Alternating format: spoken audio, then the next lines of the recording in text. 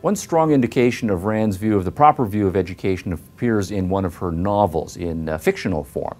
The novel is The Fountainhead, published in 1943, and it was the novel that first catapulted Rand to national prominence as a fiction writer.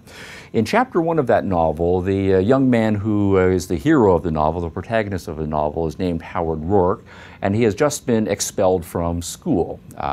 He was an aspiring architect. He'd gone off to an architectural institute, and for various reasons he was expelled from school.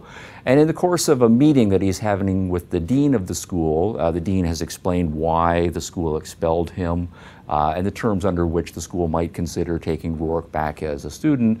Rand puts in Roark's mouth words that indicate the proper approach to education for her system. Quote, "I came here to learn about building. When I was given a project, its only value to me was to learn to solve it as I would solve a real one in the future." Unquote.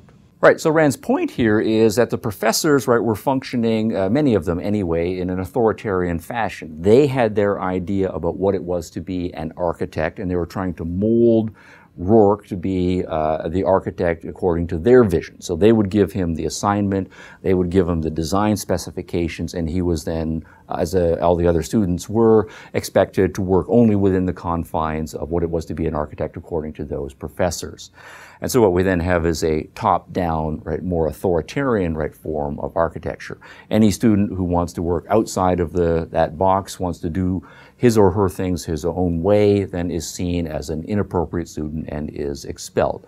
And Rand's point here is, putting it in the words of in Roark's mouth rather, that he has his own ideas, about what his life is going to be about, It's up to him to come up with his ideas, what his designs, are going to be, and the job of the professors, is to be in an assisting role, to help Roark become the kind of architect that he wants to be, not have Roark become the kind of architect his professors, think that he wants to be.